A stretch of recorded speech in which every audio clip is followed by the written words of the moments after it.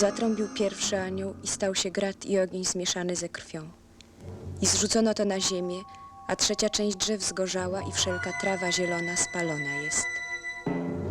Potem zatrąbił wtóry anioł, a jakoby góra wielka ogniem pałająca wrzucona jest w morze. I obrócona jest w krew trzecia część morza. I pozdychała w morzu trzecia część rzeczy stworzonych, które miały duszę, i trzecia część okrętów zginęła.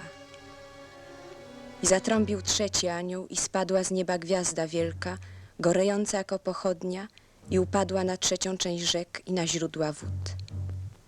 I obróciła się trzecia część wód w piołun, a wiele ludzi pomarło od onych wód, bo się stały gorzkie.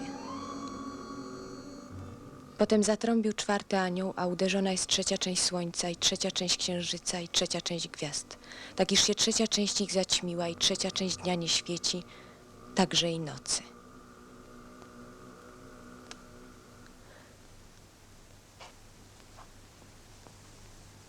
Słyszysz, jak cicho? Twój ojciec miał rację, tutaj będzie nam dobrze i bezpiecznie. Tutaj szybko dojdziesz do siebie. Jak to było? Chorowałeś 6 tygodni. Napuchłeś do monstrualnych rozmiarów. Potem miałeś gorączkę, byłeś nieprzytomny. Kiedy zacząłeś chodzić, przyjechaliśmy tutaj. Nie pamiętasz? Pamiętam. Kochaj mnie, Michał. Za to wszystko, co się stało, nie tylko ja ponoszę odpowiedzialność. Jesteś starsza ode mnie, mądrzejsza. Powinnaś była lepiej mną pokierować.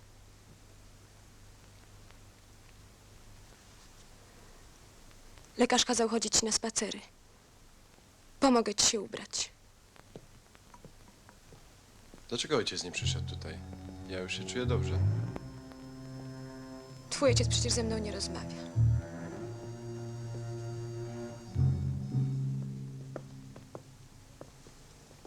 Weźmiecie ze sobą Łukasza.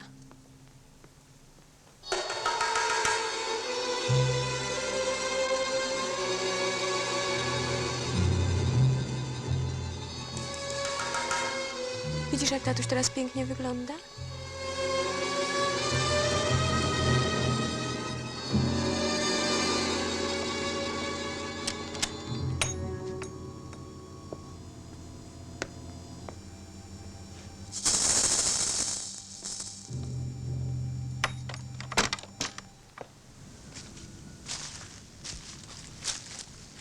Jak się czujesz? Dobrze.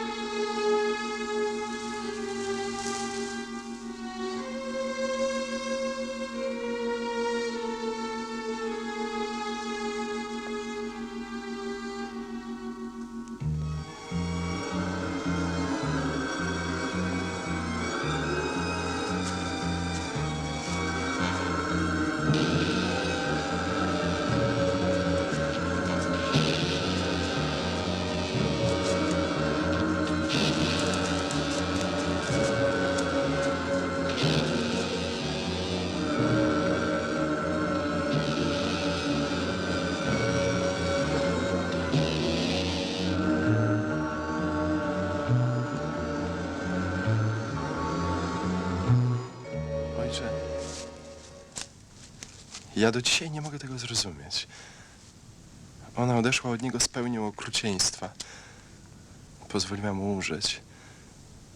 Przez dłuższy czas nie chciała mi powiedzieć, że on karmił.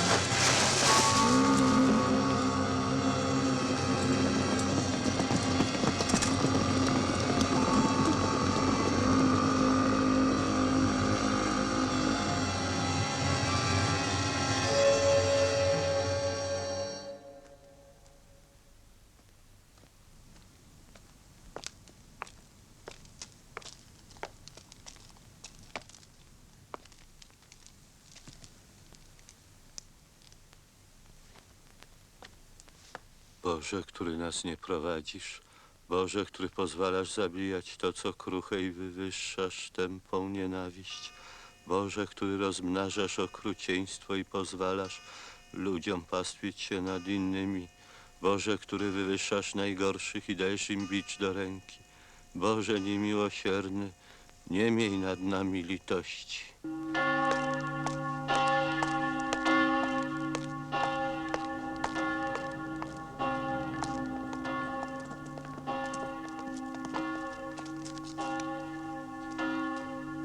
Michał? Co ty tu robisz? Mieliście być cały miesiąc na wsi. Helena nie żyje. I Łukasz, i moja matka, i dom na wsi się spalił. Jak ci pomóc, Michał? Ja już nie będę karmił wszy. Ja teraz będę miał dużo czasu na różne rzeczy. Jeżeli byście chcieli, to ja chciałbym być potrzebny. Michał, to nie tak. To jest konspiracja, rozumiesz? Rozkazy, dyscyplina. Nie bój się.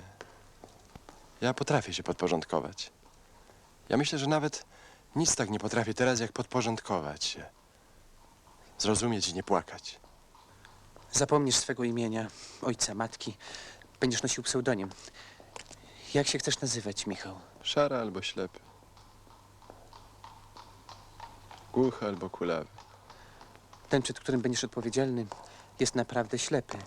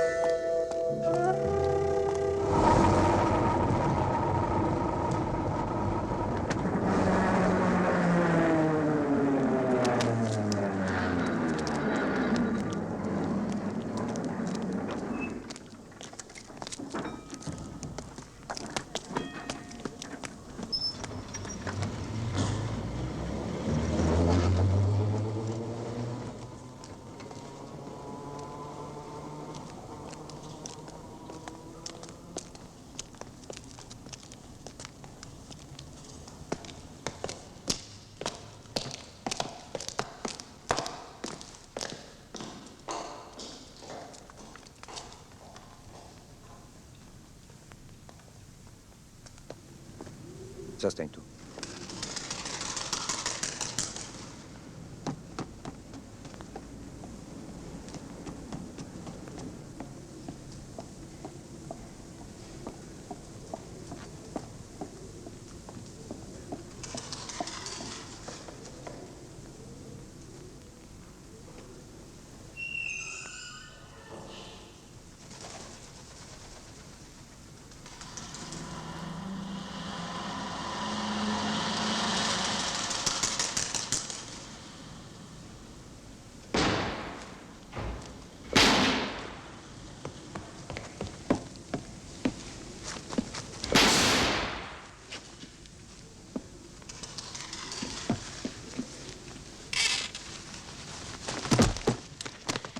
O, Olek!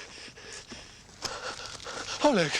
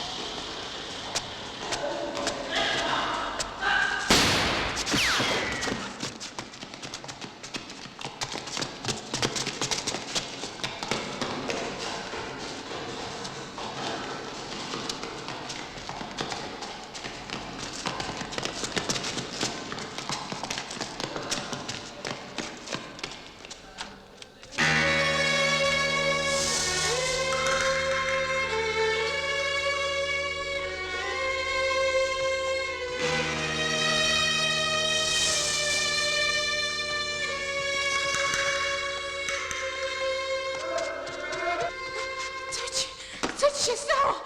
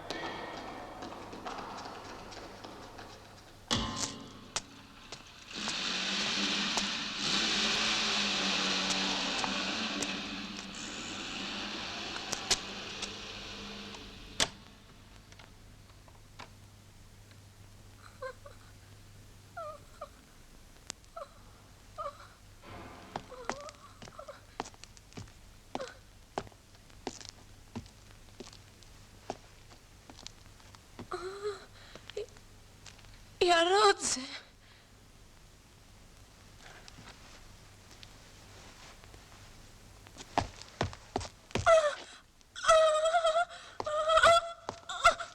Tu nie ma nikogo. Niech mi pan pomoże.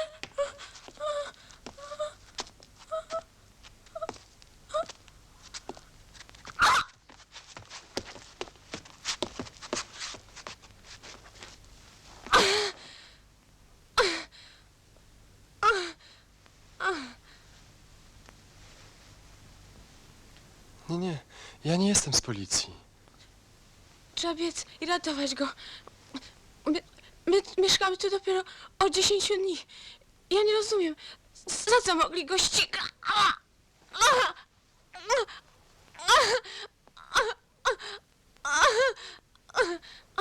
Woda gorąca w kuchni.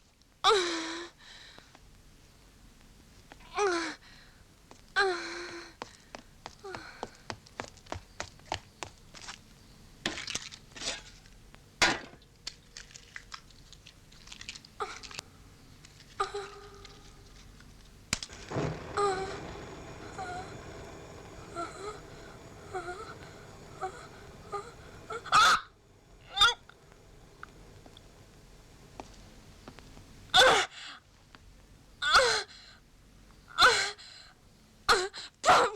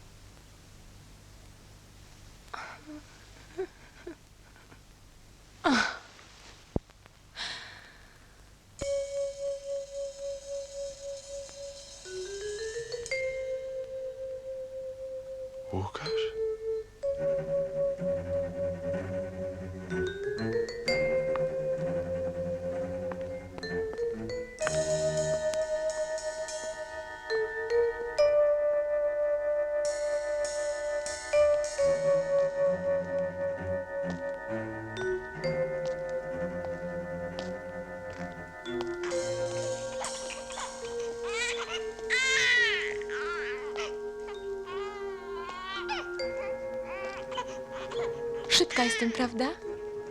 Ja nie jestem gotów. Ja jeszcze nie potrafię. To nie jest czas, w którym mógłbym być ojcem.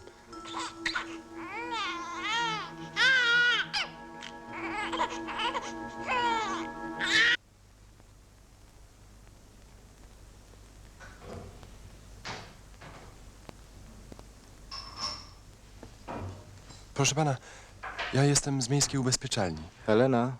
Ubezpieczam mieszkania od pożarów. Helena! Te ubezpieczenia są właściwie obowiązkowe. W razie wypadku zwracamy... Helena! Może ja panu pokażę. Słuchaj, Helena. Ten pan twierdzi, że ubezpiecza mieszkania od tyfusu.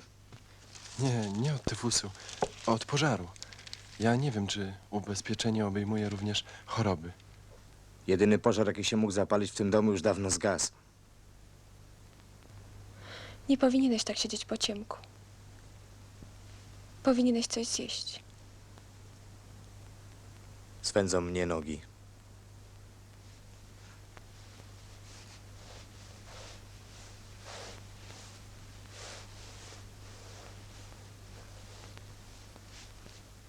Ja bardzo państwa przepraszam. Ja już będę szedł.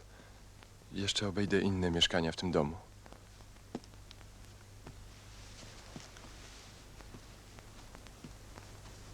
Czy pan żyje z tych ubezpieczeń? Tak.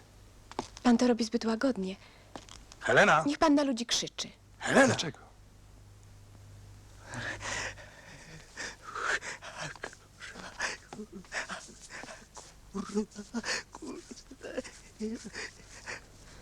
Przepraszam pana. Ja muszę mu pomóc. To ja znalazłam mu tę pracę.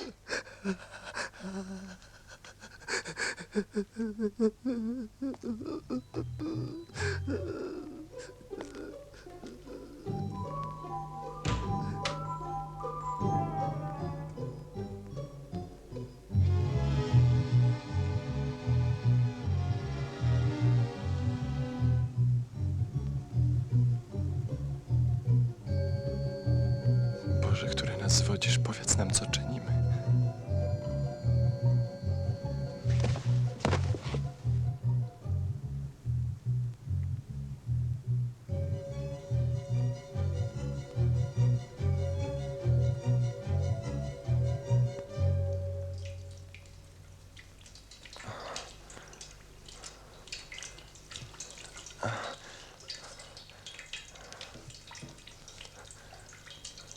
Moja żona była bardzo do pani podobna, ale ona nie żyje. Ojciec zabrał nas do starego domu na wsi, bo byłem bardzo chory. Nas, to znaczy Helenę, Łukasza i mnie. Zostawiłem ich pozawijanych w prześcieradła, bo był mróz na dworze. Ale wrócę do nich, gdy będzie bezpiecznie.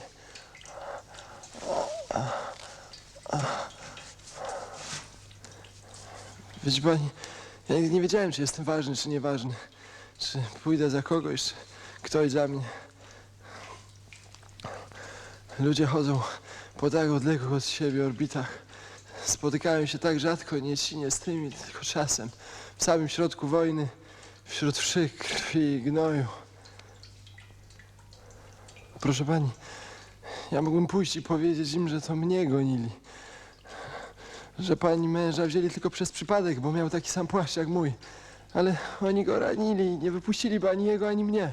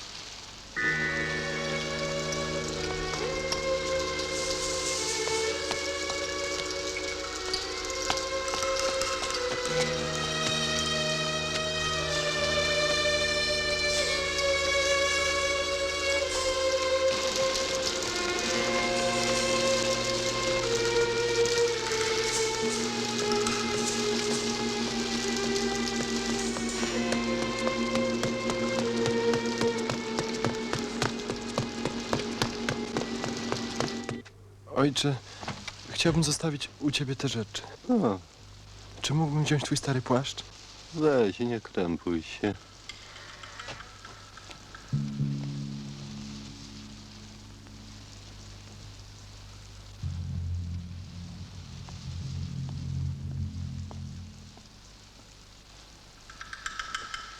Zagrasz ze mną?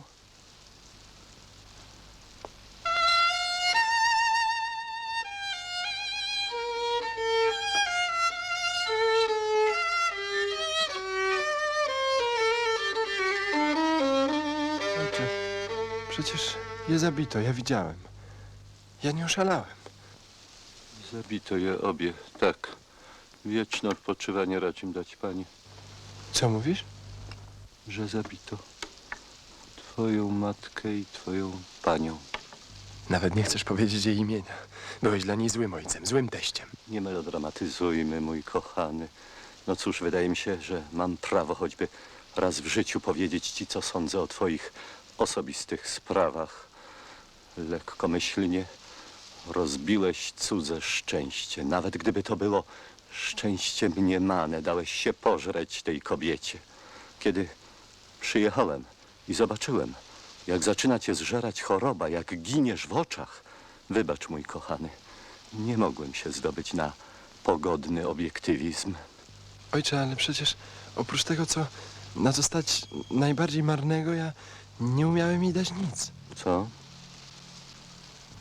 Ja czuję, że gdziekolwiek ona się znajduje teraz, żywa czy umarła, ona się czegoś ode mnie domaga. Przecież ona nie żyje. To tajemnica. Tego się nie da powiedzieć żadnymi słowami. Synku, zostań ze mną. Po co?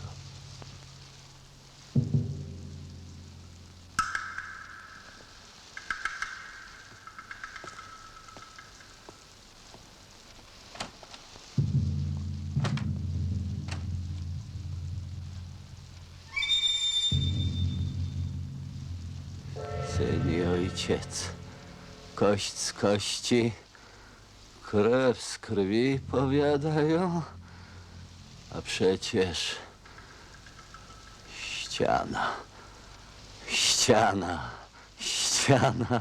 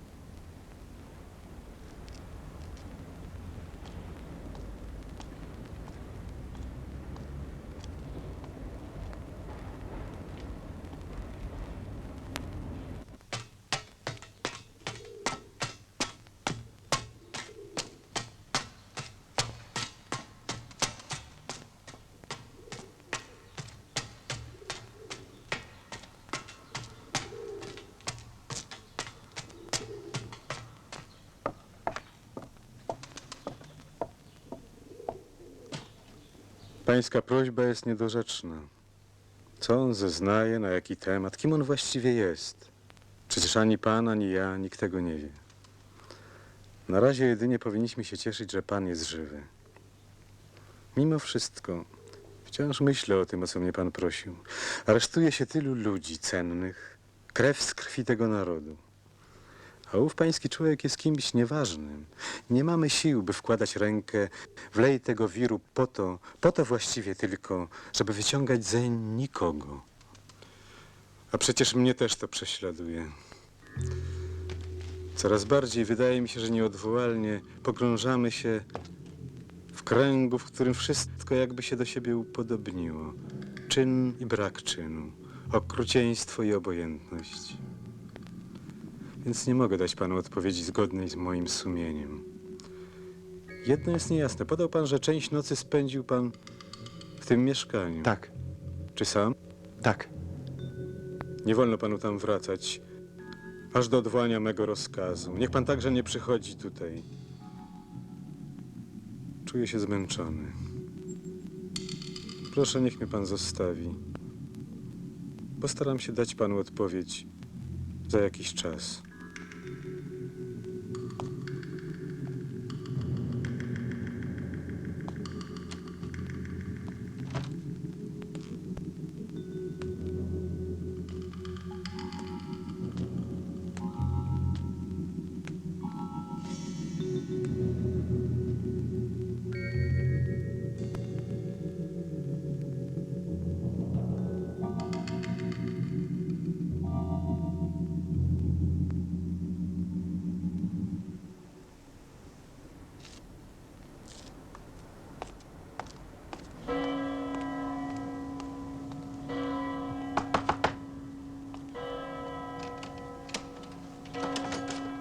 Dwa złote.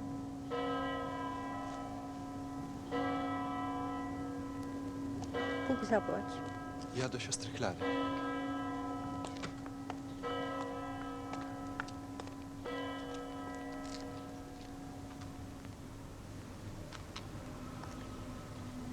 Siostro, czy mogę się widzieć z matką Olka?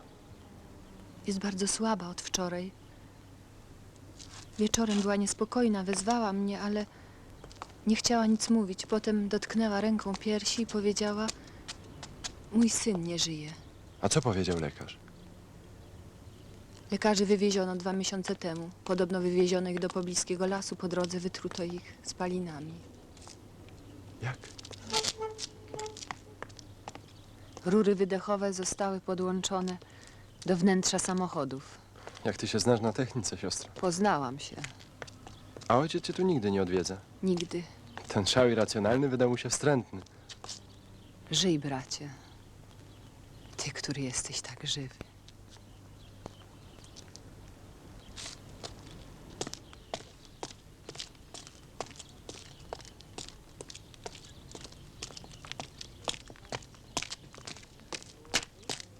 Pani mnie pamięta? Ja jestem kolegą Rudego. To znaczy pani syna Olka. On przysłał mnie tutaj, żeby powiedzieć, że jest bardzo zajęty. Powodzi mu się nieźle, ale jeszcze nie tak, żeby panią stąd zabrać. Jemu jest wstyd, że pani musi być tutaj. On kazał powiedzieć, że wciąż myśli o pani.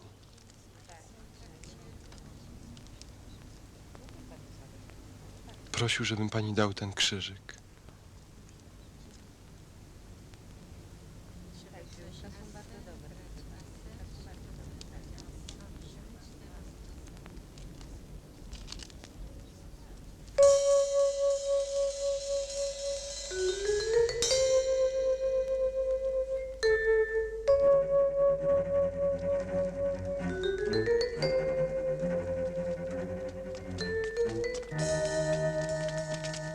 Co ty wyprawiasz? Straszysz te staruszki. Tu nie wolno być tak gwałtownym. Pani była na gestapo. Dlaczego panią wypuścili 2 razy raz po raz? Ja nie miałam dość siły pana oddać za niego. Cofnęłam się w pół drogi.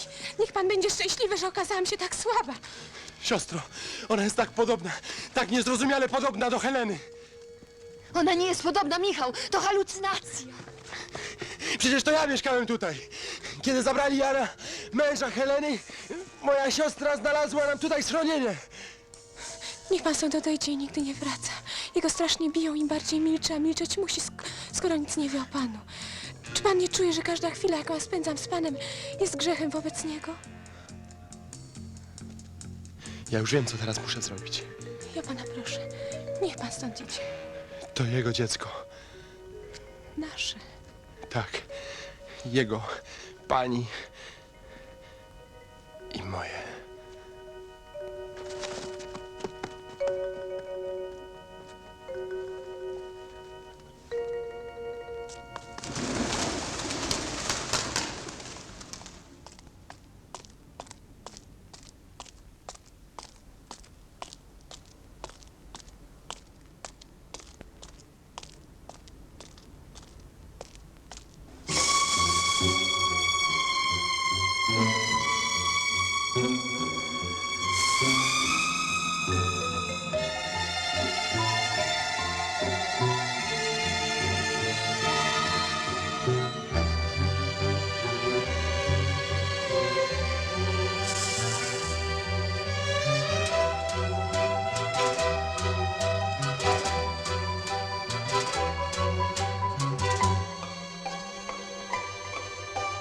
Dlaczego pan nie przyszedł nigdy potem?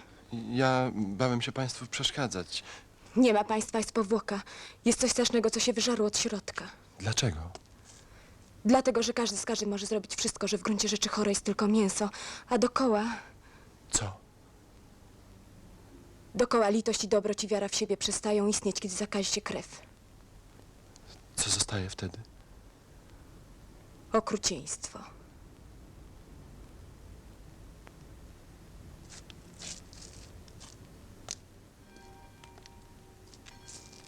Ja przed wojną kształciłem się na prawnika. Jak wybuchła wojna, to okazało się, że nie mam żadnych talentów, że nic nie potrafię. Byłem szczęśliwy, że dostałem tę pracę w ubezpieczalni. Ile pan ma lat? 22. Pan zginie, jeśli ktoś nie wskaże panu drogi.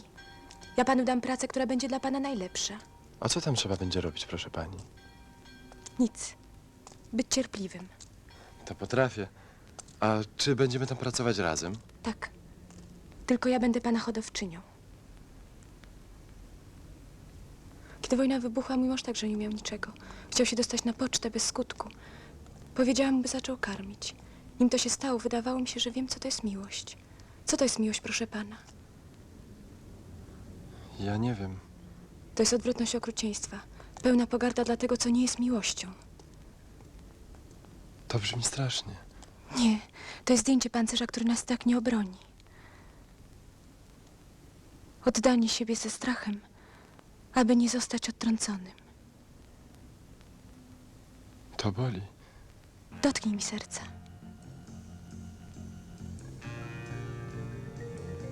Ja nie umiem być wobec pani dorosły. Ja nie umiem być wobec ciebie inaczej niż w bólu.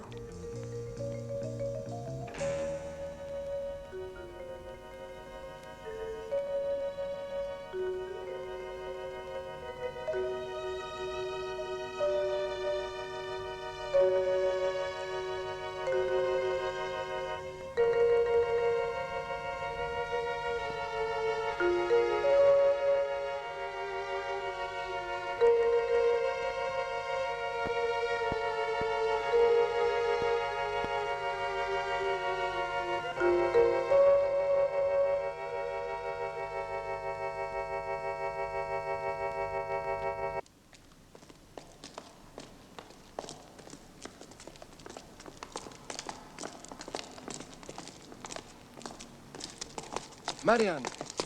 Muszę mieć list polecający do twojej hodowczyni.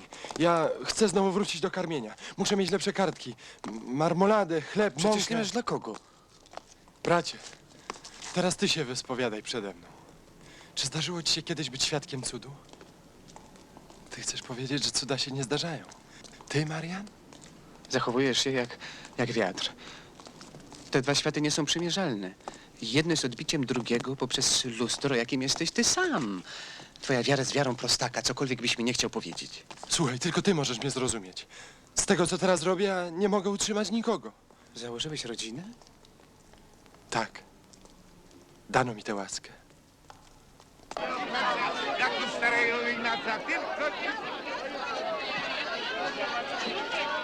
Ty wiesz, jak one nas zarażają? Najpierw napełniają się krwią, potem ją wydalają, wyżygują do ranki, którą uprzednio wygryzły. Dopiero wówczas spokojnie opijają się nią do syta.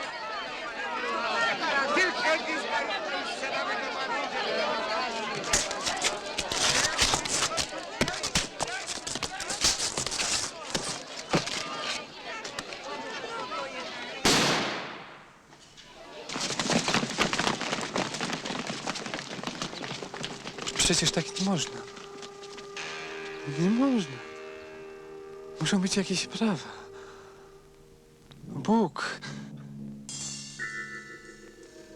Musi być między nami a Bogiem rozmowa. Musi jakiś krzyk wydobyć się z duszy tego kraju, jakiś apel, fale. Jeśli to bowiem nic nie znaczy, a znaczy tylko historię, tylko mroki średniowiecza, w jakim Przestań już żyjemy, mówić, Marian. to znaczy nic. Czas, który przyjdzie, będzie czasem rozpaczy, jeśli ugruntują się prawa, które teraz rządzą. Bo kalectwem jest pamiętać, że świat był kiedyś lepszy. Dostaniesz kartkę do jednej z hodowczyń, będziesz mógł wrócić do karmienia.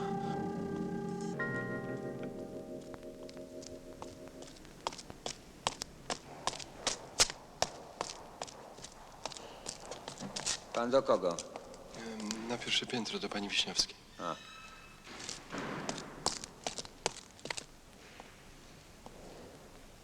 Ja do pani.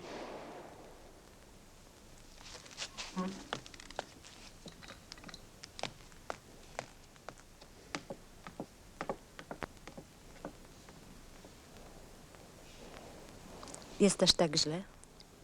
Tak, Czy pan wie, ilu ludzi stara się o tę pracę? wiem.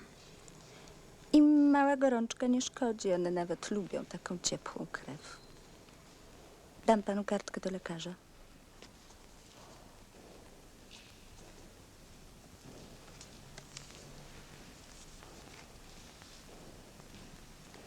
Ja dopiero teraz przeczytałem książkę pani męża. Chciałbym, żeby pani powiedziała mu, jak bardzo jest piękna. Jest piękna, panie Michale, jest stara. Jest sprzed wielu lat. Mój mąż nie żyje. Czy pan widział umierających na tyfus?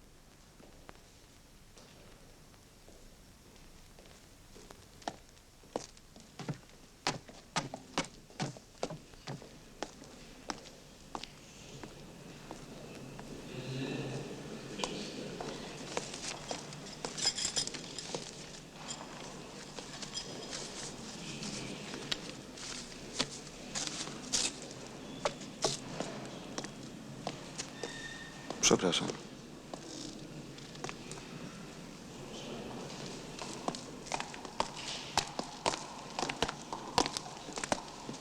Wpiszę pana jako badanego po chorobie. Tymczasem dam panu pierwszy zastrzyk. Będzie pan gorączkował przez 24 godziny. Wiem. Drugi zastrzyk za 3 dni. Dostanie pan prawdziwą szczepionkę. Tą lewą. Dziękuję. Ja potrzebuję jeszcze 2 szczepionki. Dla kobiety i dziecka. Powinni byli przyjść tutaj. Jako rodzinie karmiciela należy im się. Dobrze. Niech pan to szybko schowa. To z prywatnej rezerwy profesora. Dziękuję.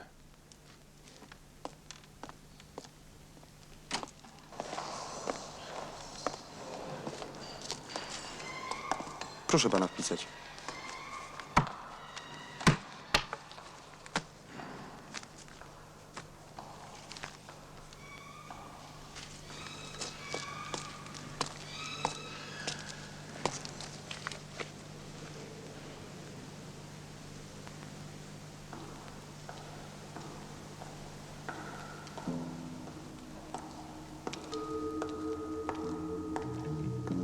To jest najlepsza praca, jaką możesz znaleźć, Michał. Najlepsza. Teraz, kiedy jego nie ma i uwolniło się jego miejsce.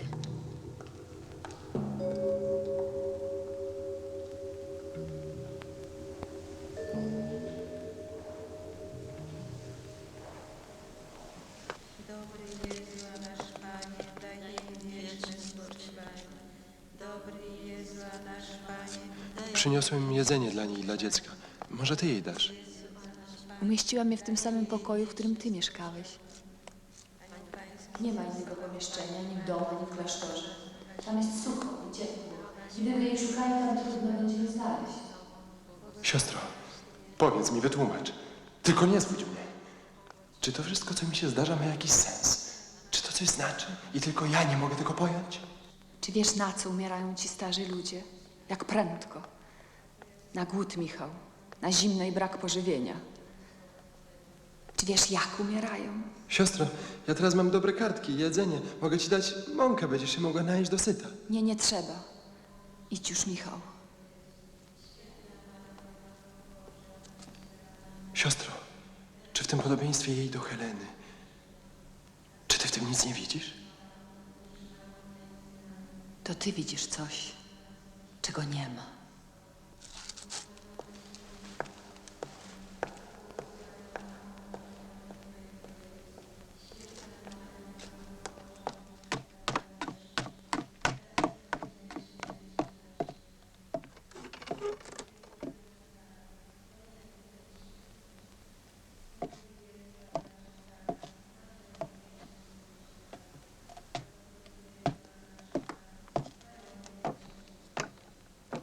Przyniosłem pani trochę mąki i kartofle. Pani powinna teraz dużo jeść. Ja postaram się przynosić regularnie. Ja mogę zostawiać to jedzenie pod drzwiami, jeżeli pani... Przyniosłem także szczepionkę. Pani dotkała mojej krwi.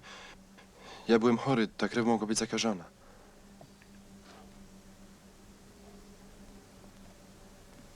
Proszę pani, ja to zrobiłem ze strachu. Ja boję się przesłuchań, bicia. Boję się, że nie wytrzymałbym. To, co z nim robią? Ja go wypuszczam po jakimś czasie. Po jakim?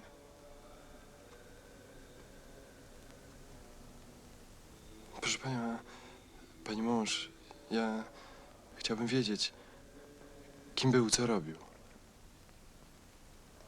Przed wojną chciał być prawnikiem. Zdążył przez rok być sekretarzem w starostwie. Zaczął pisać. Kiedy byłam w ciąży, dostał tutaj pracę. Dobrą?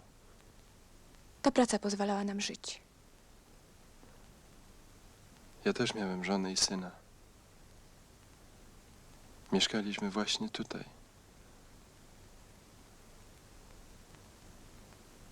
Proszę pani, ja mam prośbę. Czy dałaby mi pani na chwilę podtrzymać dziecko?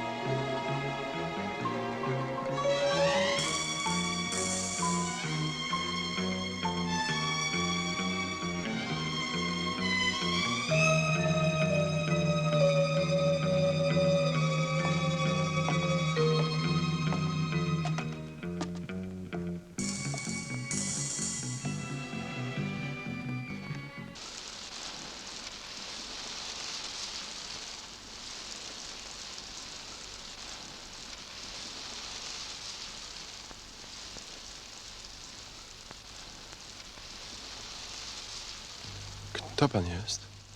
Jestem tym, u którego pan mieszkał. Dawał mi pan korepetycje z literatury, ja panu płaciłem pieniądzem. Tak, pamiętam. Potem ja panu dałem pohandlować trochę, mizerny handel, Lepszy panie niż Michał. nic. Ja bardzo boleję nad tym, że pan tutaj wrócił. Myślałem, że panu jest lepiej na świecie. Widzi pan, dywan jest tylko przedmiotem, bibelot czy dobra para butów. Ja rozumiałem, że pan chciał płacić nie przedmiotem, ale tym, z czego pan sam jest stworzony. A jeśli nie umiałem ich zrozumieć, ochronić? Pan chce rozmawiać z Bogiem jak równy z równym, a tak nie można. Bogu trzeba stawiać nieme, głuche pytania. Ja przyniosłem panu przepowiednie z pańskiej Biblii. Zakreśliłem ustęp, ale proszę teraz nie czytać. Dopiero po moim wyjściu. Chciałem się z panem pożegnać. Pożegnać? Tak, panie Michał, ja wyjeżdżam. Teraz? Dokąd? Niemcy, co bogatszym, dają paszporty, żeby mogli cichaczem wyjechać do Szwajcarii. Ależ... Ja dostałem je mojej matce, kupiłem, ale muszę zostawić tutaj wszystko. I nie to jest straszne, panie Michał, ale to, że muszę zostawić tutaj syna, a przyzwyczaiłem się wychodzić do niego noc w noc. Chciałem z panem porozmawiać, a zeszło na nas milczenie. Widzi pan, ja wierzę, że u kresu mojej drogi mój syn czeka na mnie, tak jak wierzę, że kobieta, którą pan ukochał, musi się dla pana odnaleźć. Czemu pan jeszcze nosi maskę? Ja się boję spojrzeć na swoją twarz, panie Michał. Boję się, że wiatr mnie zdmuchnie, jak zgasiłby świecę w samą godzinę odjazdu. Do widzenia, dobry panie Rosenkrantz. Niech palec Boży pozostanie z panem.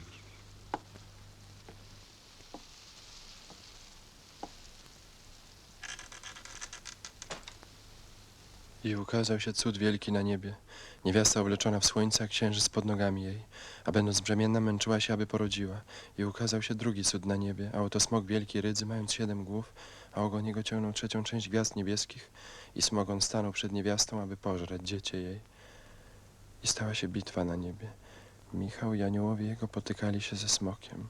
I zrzucony jest smok wielki, i aniołowie jego z nim są zrzuceni. I dano niewieście 2 skrzydła orła wielkiego, aby leciała od obliczności jego na pustynię, na miejsce swoje, gdzie by ją żywiono przez czas i czasy i połowę czasu. I stanąłem na piasku morskim.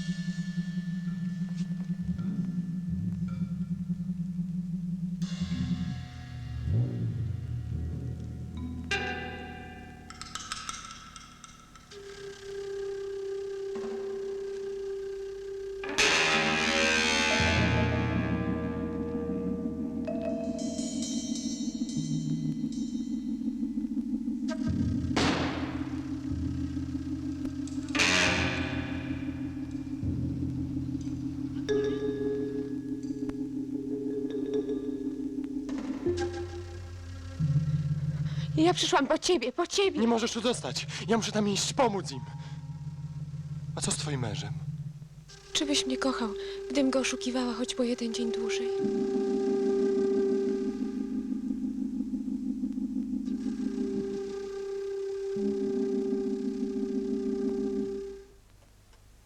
Ojcze, ja nie przypuszczałem, że miłość może rozpalić się tak nieoczekiwanie i z taką siłą. Byłem nieprzygotowany. Byłem, jakby to powiedzieć, studentem. Ojcze, jakie było to moje dziecko? Milczące czy pogodne? Kiedy wychodziliśmy z Heleną do miasta, on był za mały, żeby stać z nami w kolejkach. Kładłem mu rękę na poręczy krzesła i mówiłem, zaczekaj. A kiedy wracaliśmy po kilku godzinach, stał tak jeszcze, zamyślony. O czym? Nie irytuj się. A ten pan, nie mówiłeś mi o nim nigdy. Ja myślę, że to karmienie go upokarzało. Że nie kochając właściwie nikogo, musiał codziennie oddawać krew temu, czego najbardziej nienawidził. Potem widziałem go tylko raz. Z okna.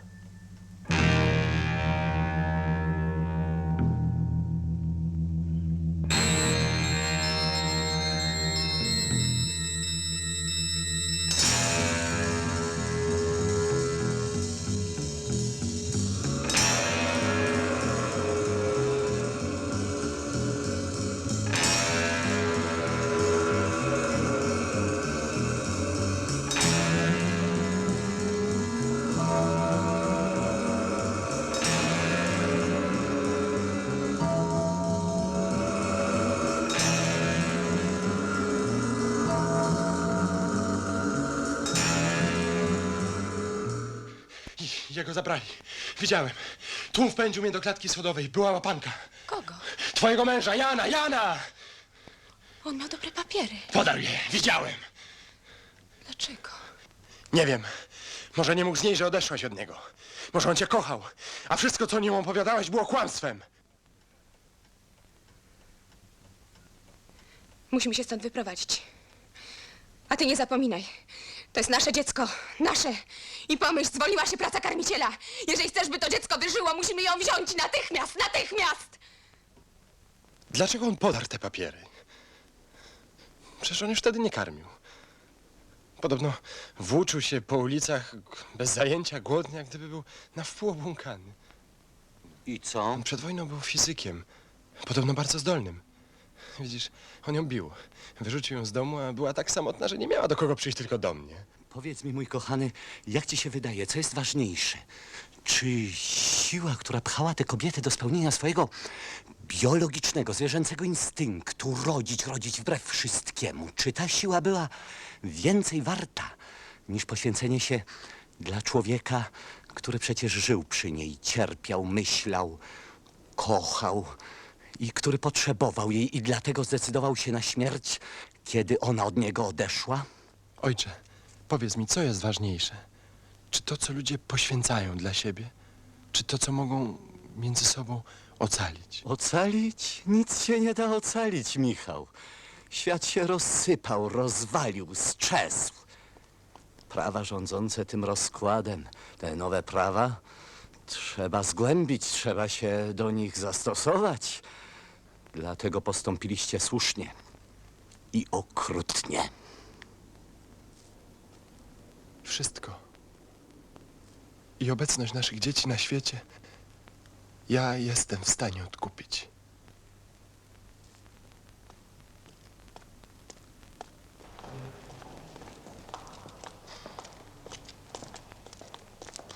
Cześć. Serwus.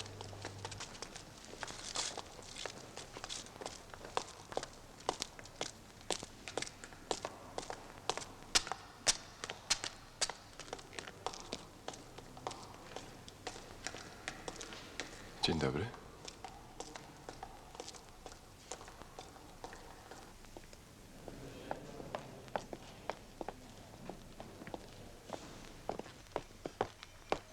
Dzień dobry. Dzień dobry.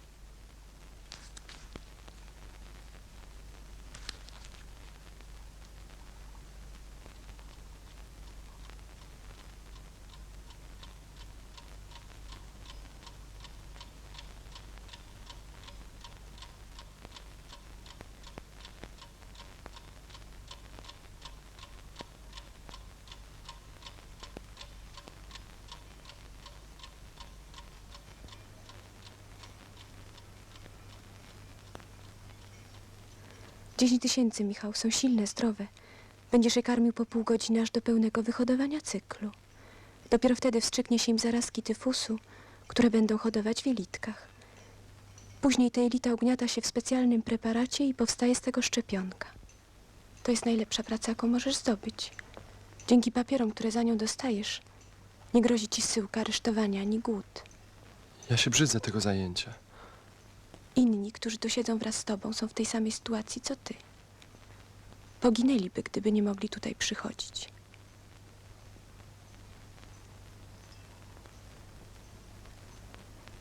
Co to jest? Kał wszowy. Codziennie badam, czy nie ma w nich bakterii. I czy one nie chorują od waszej krwi.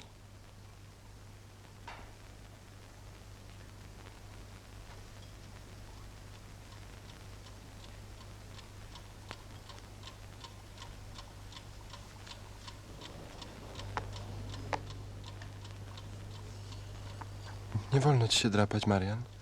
One od tego umierają. Ktoś się wyprzedaje z książek.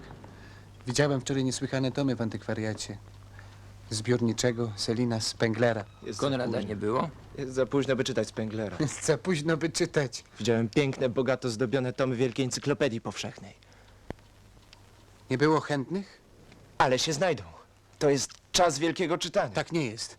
Książki się czyta dla szyderstwa. Nie zgadzam się. Nigdy losy ludzi nieistniejących nie były bardziej istotne. Balzac, kiedy umierał, wezwał do swego wezgłowia lekarza, którego sam stworzył. Proust, umierając, martwił się o losy jednego ze swych drugoplanowych bohaterów. Kreślił paznokciem po kołdrze korekty. W godzinę śmierci było to dla niego ważniejsze od tego, co jest naprawdę. Ani Balzac, ani Proust nie zginęli z głodu, ani w obozie. Żadnego z nich nie łapano jak psa na ulicy. To też to, co będziecie pisać, nie będzie miało tamtej wielkości. Nie trzeba pisać, Michał, trzeba się opiekować dziećmi. Co ty mówisz? Powiedz nam wiersz, Marian. Ty, który wiesz, jak żyć. Mój wiersz? Nie mój. Kolegi. 2 razy księżyc odmienił się złoty, gdy na tym piasku rozbiłem namioty. Płaczące dziecko karmiła mi żona, prócz tego dziecka 2 synów, 2 córki. Cała rodzina dzisiaj pogrzebiona. Przestań! Proszę skończyć te rozmowy. One są chore od tego waszego gadania. Strzykacze i kontrolerzy poznają je z daleka. Proszę pani, one tną dzisiaj jakby od tygodnia nic nie żarły. Wszy panów są najgorzej karmione w całym zakładzie. Panowie drapiecie się po kątach. Panowie piją wódkę. Proszę pani, my tracimy co najmniej po litrze krwi za jednym zamachem. Proszę milczeć. Przy karmieniu nie wolno rozmawiać. Bo się wszy zakażą.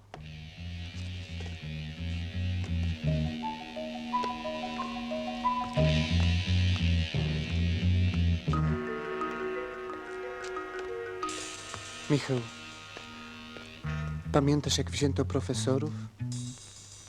Kilkadziesiąt osób wywiezionych ciężarówkami. Dokąd?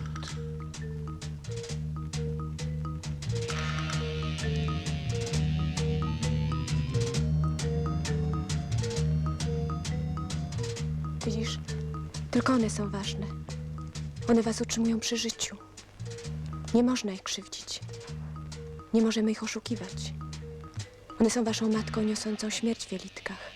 A wy mamką własnych matek wykarmiającymi śmierć. Pół godziny już minęło. Możecie zdejmować klatki.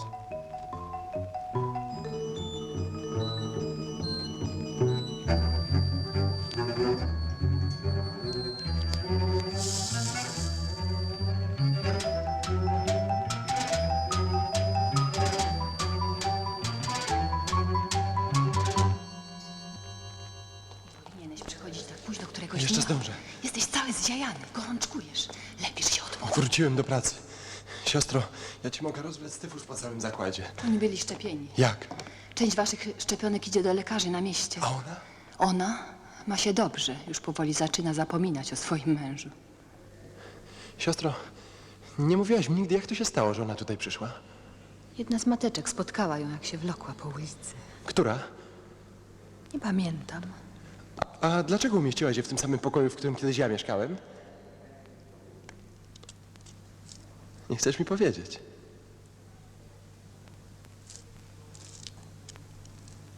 Przyszedł jeden z aniołów i rzekł do mnie: chodź, okażę ci osądzenie onej wszelkiej wszetecznicy, która siedzi nad wielkimi wodami, z którą płodzili wszeteczeństwa królowie ziemi i upili się winem wszeteczeństwa jej obywatele ziemi. I odniósł mnie na puszczę w duchu. I widziałam niewiastę, siedzącą na szkarłatno-czerwonej bestii, pełnej imion bluźnierstwa. A ona, niewiasta, przyobleczona była w purpurę i szkarłat i uzłocona złotem i drogimi kamieniami i perłami, mając złoty kubek w ręce swej, pełen obrzydliwości i nieczystości wszeteczeństwa swego, a na czole imię jej było napisane. Tajemnica. Oszukujesz mnie. Wiesz, że podczas karmienia dostaje się wysokiej gorączki. Wiesz, że nie umiem sobie na to dać żadnej odpowiedzi. Liczysz na to, że się zapomnę, ukorzę i powiem: Boże, niezbadane są twoje wyroki. Michał, ja tylko liczę, że ty ocalisz Kogo? Ją? Siebie? swoją duszę.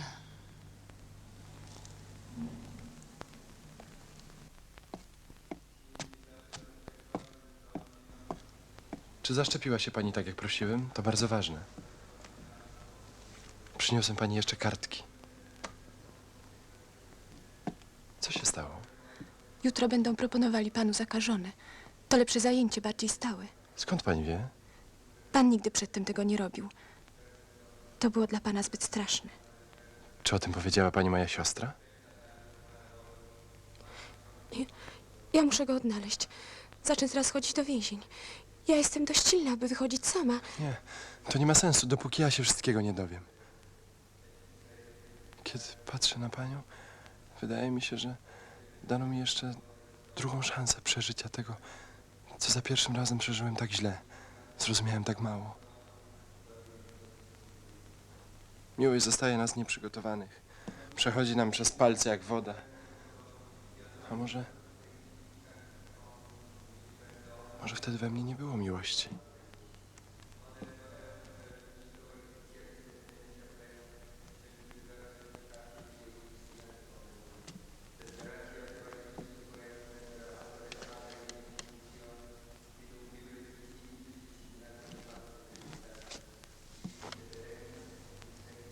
Proszę pani, ja czuję strach wobec przypadków, które rządzą naszymi spotkaniami.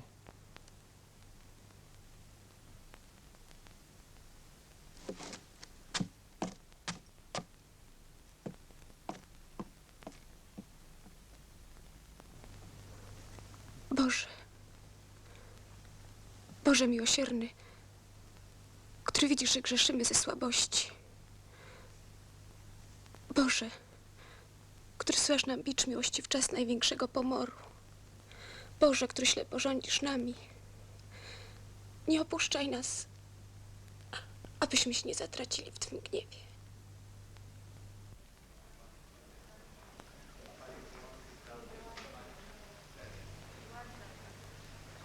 Ja nie chciałem karmić zakażonych wszy, bo bałem się, że zrobią ze mnie to, co zrobiły z męża Heleny, że stanę się człowiekiem złym. Czy to wszy zrobiły?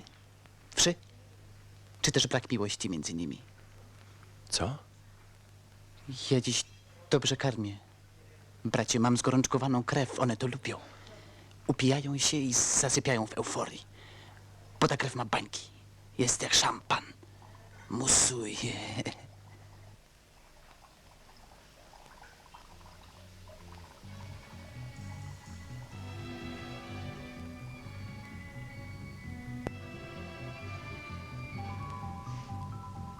Łukasz, czy jest ci przykro? Czy rozumiesz, co się stało? To jest tylko dla ciebie, dla ciebie. Ja pamiętam was nieustannie. Nas już nie ma. Kończymy. Możecie oddawać klatki.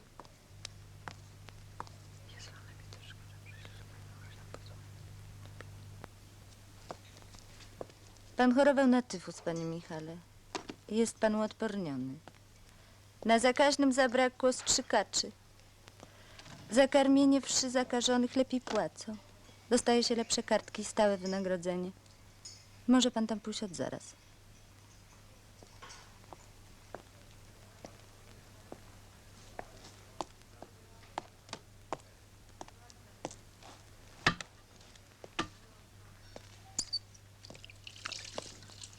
Ja też założę rodzinę, Michał.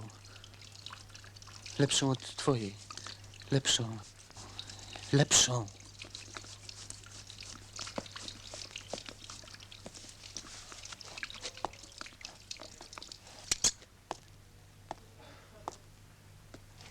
Jutro ja je wezmę. Pan mi za to odda swoje mięso z przydziału. Ja jestem krwista.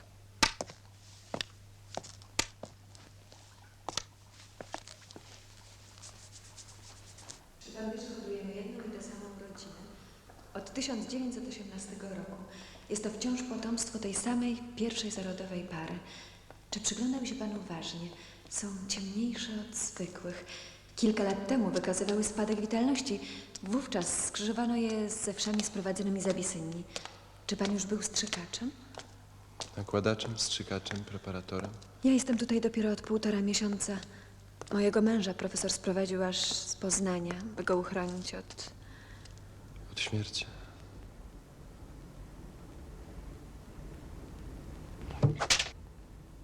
Gdybyśmy je wypuścili na wolność, poginęłyby z głodu. Są chowane w cieplarniach, mnożą się w próbówkach. Straciły to, co czasem ludzie tracą, instynkt samozachowawczy. Pomiędzy panem a pańskim dzieckiem są jak gdyby pompą, sącą świeżą krew. Ja już nie mam dziecka. Przepraszam, zdawało mi się, że pan znów założył rodzinę.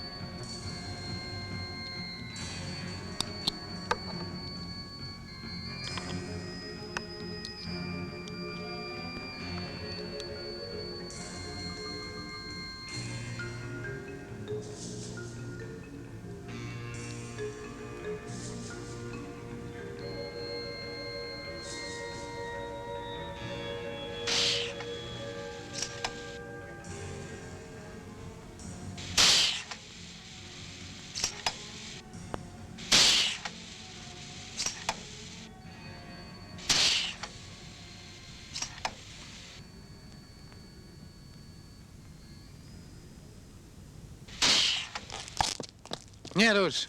Ty teraz karmisz zakażone. No to co z tego? Przecież jesteś szczepiony. Spójrz na swój kołnierz, Michał. Jest czerwona nie od krwi, tylko od zarazków. Wstrzyknięto jej rikecję, zaczęła gorączkować. Szary!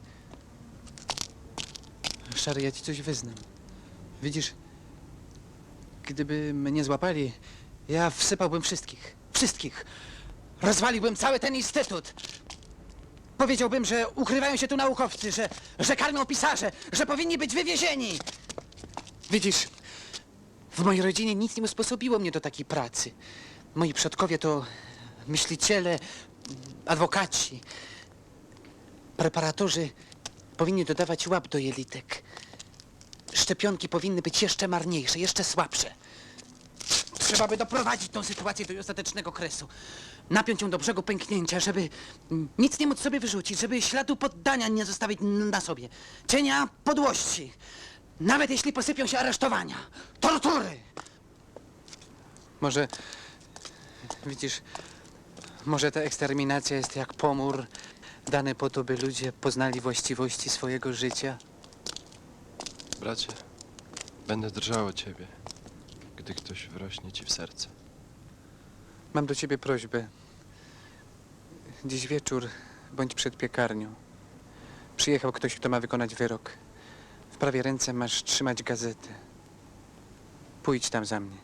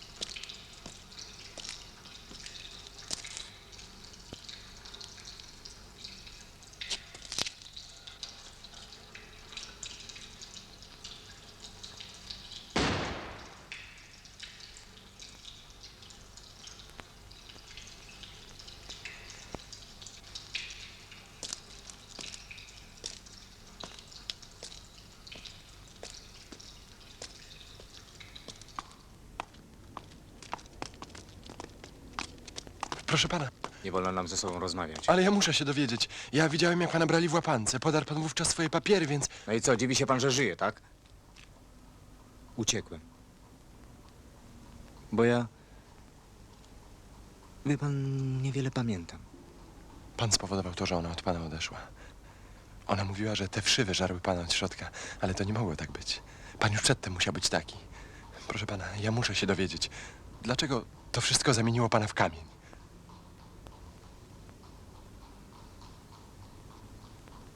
Ja już nie czuję winy wobec pana. Niech pan pozdrowi Helenę. Helena nie żyje. I mój syn.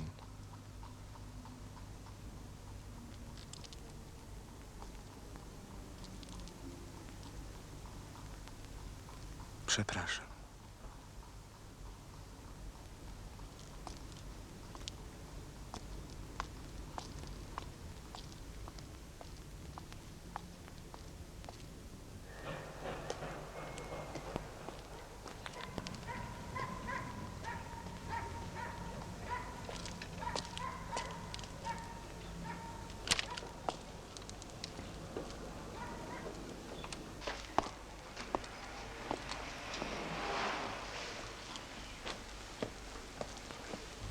Czy panu coś podać?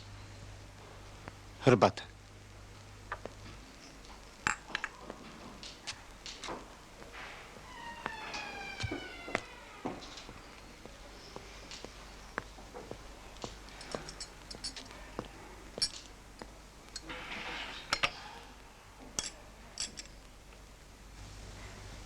Mój mąż jest na robotach w Niemczech.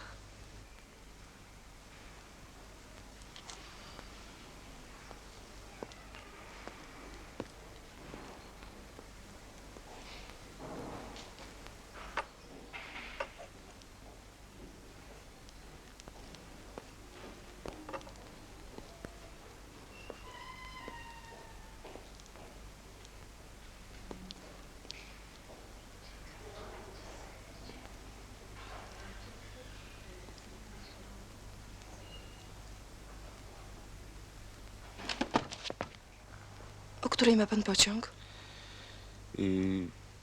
Pierwszy rano. Tu jest taki pokoik. Może by się pan przespał. Ja i tak pracuję do rana.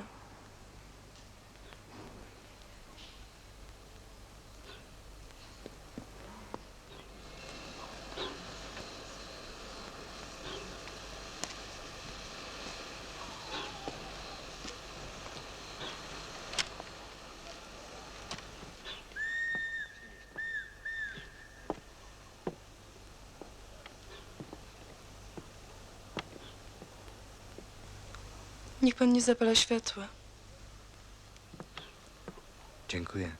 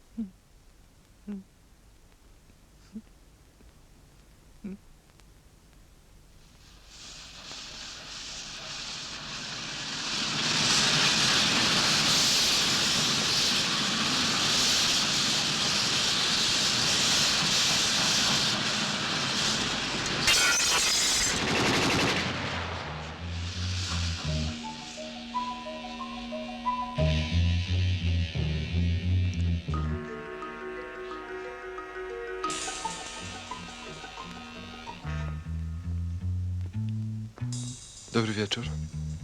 Mam preparować u pani.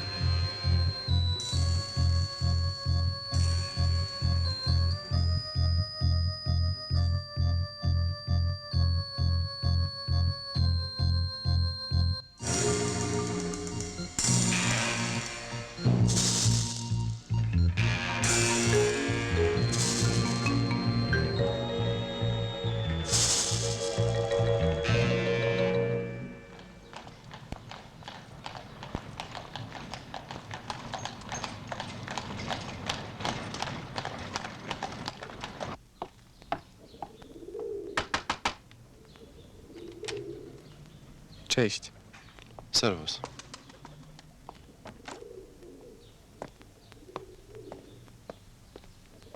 Ślepy przyszedł. Wiemy już dokładnie, to biedny chłopak, z niczym niezwiązany. Gdy go przynoszą pobitego do celi, pyta za co, za co. Wspomina często imię swojej żony, mówi podobno Marta. Żaden mocarz nie wytrzyma takiego bicia. Wczoraj został przeniesiony do szpitala przemienienia pańskiego i leży w sali numer 14.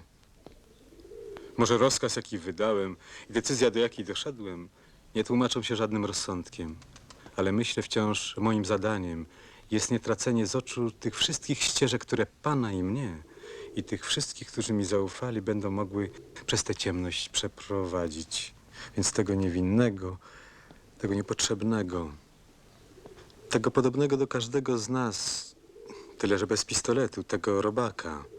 Tak, jego właśnie możemy uratować.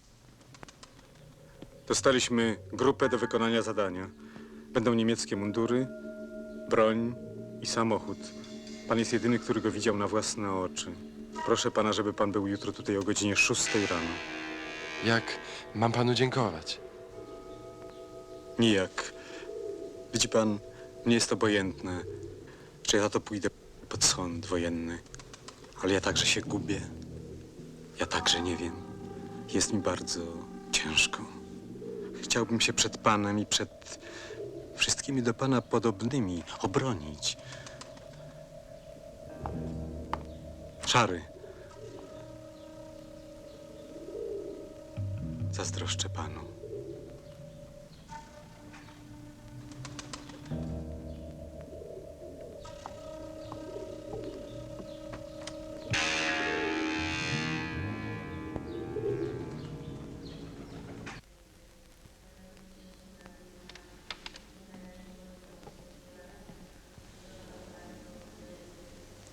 Przemeblowałam pokój. Czy panu się podoba? Mam dla pani wiadomość. Dobrą? Tak, pani mąż jest w szpitalu. Wiem, w którym. Prawdopodobnie jutro go wypuszczą.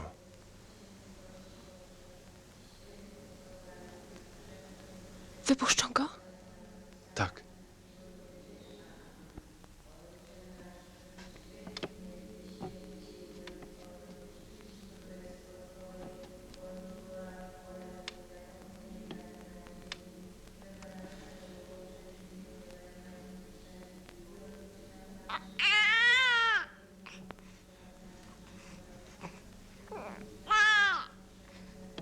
Przygotowałam bandaże. Trzeba pana opatrzyć.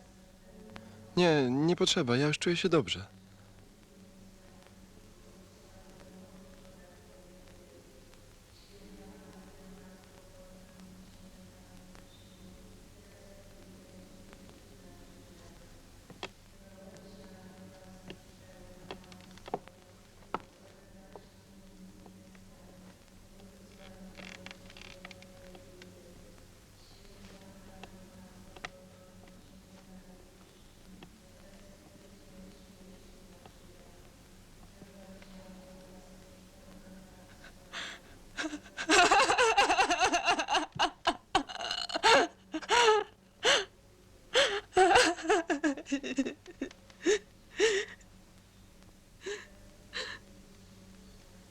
Ja dowiaduję się tylu rzeczy strasznych. Tak mało z tego rozumiem. Chciałbym, żebyśmy się oboje nie zatracili w tym gnoju.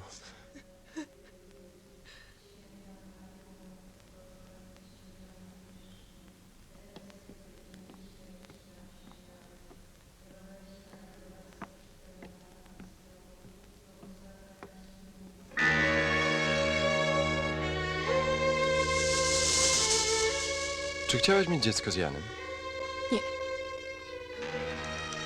Tak. Nie mogę cię oszukiwać. Chciałam. Jak ja nienawidzę tego mieszkania. Powinniśmy być zupełnie gdzie indziej. Tylko że ja nie potrafię ci tego zapewnić. Popatrz, jak w ogóle trudno jest utrzymać się przy życiu. My nie przeżyjemy, jeśli nie będziemy mieli dla kogo. W taką porę nie wolno nam mieć dzieci. Jeśli miłość jest rzeczą najważniejszą ze wszystkich, najważniejszy jest ten, którego jeszcze nie ma na świecie.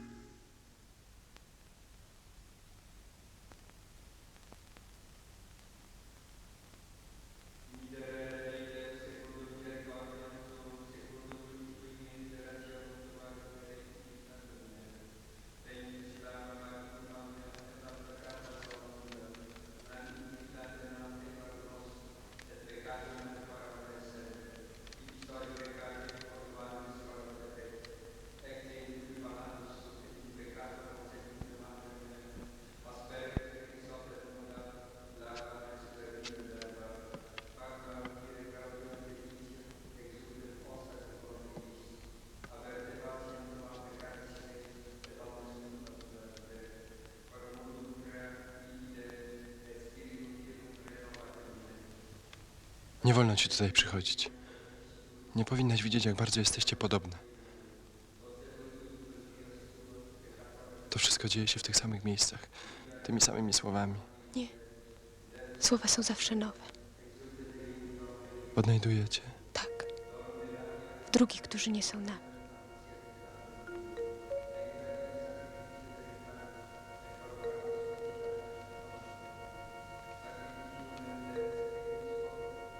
Teraz ja, która od ciebie odchodzę, czuję się pogodzona z tobą.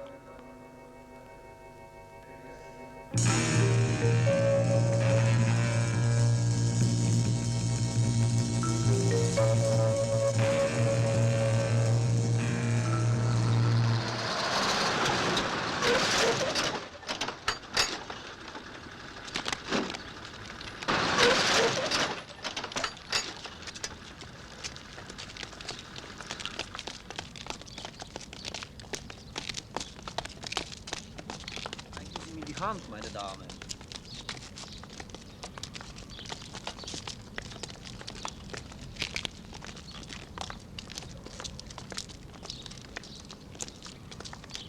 Siostro. Siostra nie musi tam iść. Ja chcę, Dlaczego? bo w ten sposób, bracie, stawiam pytanie. Jednocześnie uzyskuję na nie odpowiedź.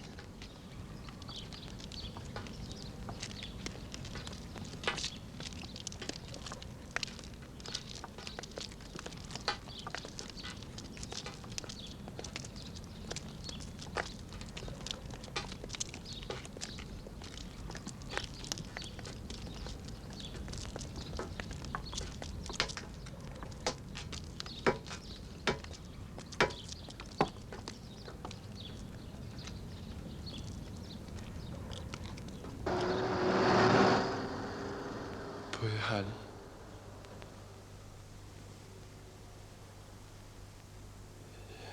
Jaka teraz cisza.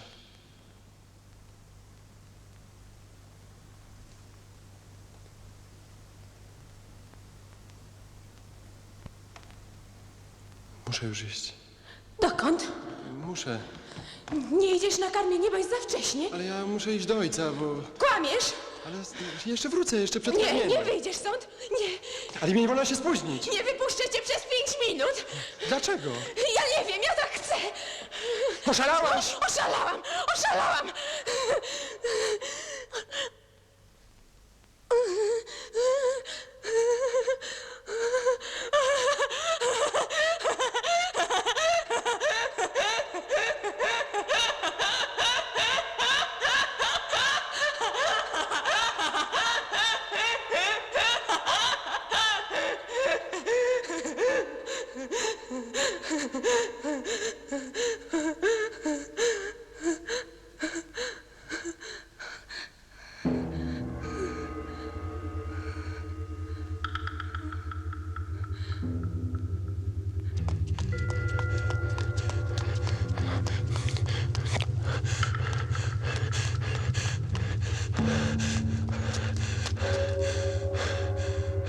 Niech pan tam nie idzie, niech pan uważa, tam jest kocioł.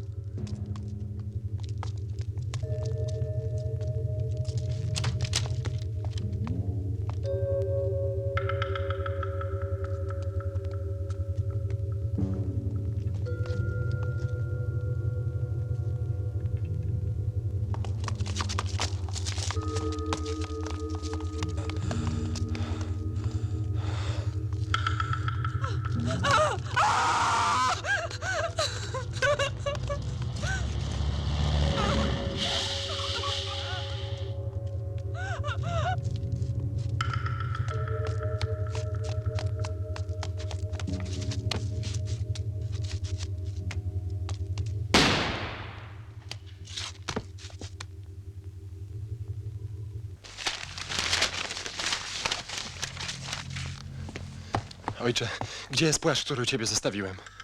Dopóki żyjesz, synu, możesz tu przychodzić. Zostawiać wszystko. Dokładać swoje do tych niepotrzebności. Zbierały je wieki, synu, pokolenia. Poprzez pożogi, głody, najazdy, wojny. Te przedmioty, książki, obrazy, to jesteś ty. O, popatrz, twój lewy profil po matce i prawy po linii ojców. Dopóki żyjesz, Możesz tu przychodzić zawsze. Ojcze, narażałem cię, zostawiając ten płaszcz. Przepraszam. Będziemy się osuwać stale niżej i niżej. Twój dziadek pół życia spędził na swojej ziemi, słuchając bicia urojonego zegara, który mu odmierzał czas. Byliśmy łagodni w łagodnym czasie. A teraz? Nic się nie zmieniło, ojcze. Masz krew na swoim płaszczu. Ja staram się żyć przy tobie, rozumiejąc twoje prawa. Ojcze, nikt nie zrobi za mnie tego, co sam muszę zrobić. Tam w twoim płaszczu jest rewolwer. Chciałbym, żebyś wiedział, jak to jest, kiedy twoje dziecko krwawi. Przecież ja to wiem bardzo dobrze. To nie my jesteśmy nieszczęśliwi, tylko oni. Zagraj ze mną. Nie umiem. Ja ciebie przeklinam. I ją, i jego, i was wszystkich, którzy mnie zostawiacie. Ojcze, zabrali jeszcze twoją córkę. Te wszy, synu, roznosisz je wszędzie.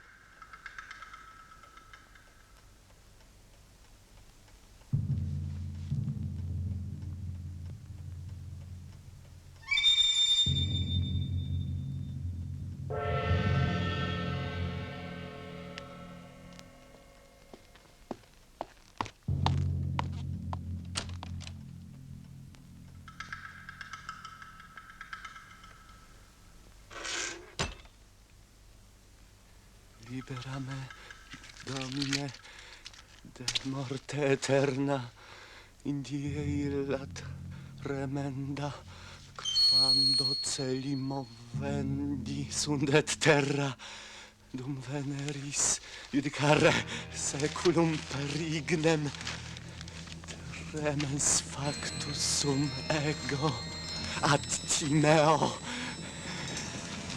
dies ire, dies illa, calamitatis et miserie, dies magna et misera valde. Dies ire, dies illa, calamitatis et miserie, dies magna et misera valde. Libera me, Domine, de morte eterna.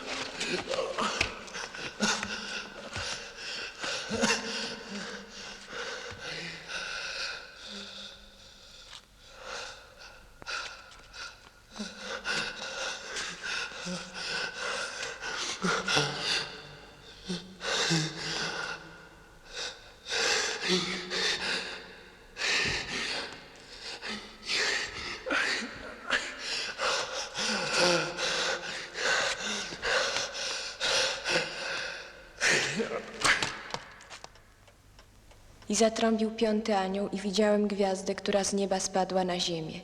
I dano jej klucz od studni przepaścistej. I z dymu studni wyszły na ziemię szarańcze. I dano im moc, jaką mają skorpiony ziemskie. I rozkazano im, aby nie szkodziły trawie ziemi ani żadnemu drzewu, ale tylko ludziom, którzy nie mają pieczęci Bożej na czołach swoich.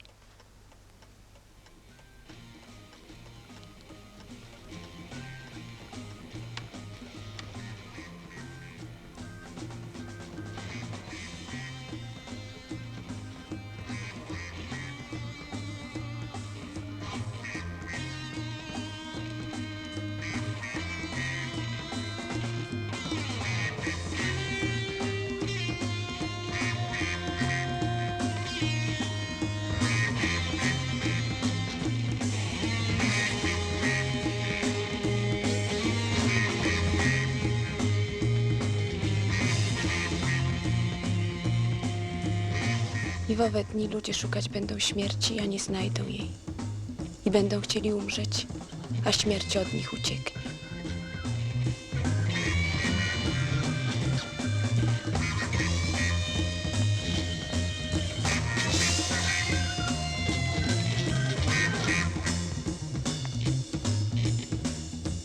I rozwiązani zostali 4 aniołowie, którzy byli gotowi na godzinę i dzień i miesiąc i rok, aby zabić 3. część ludzi.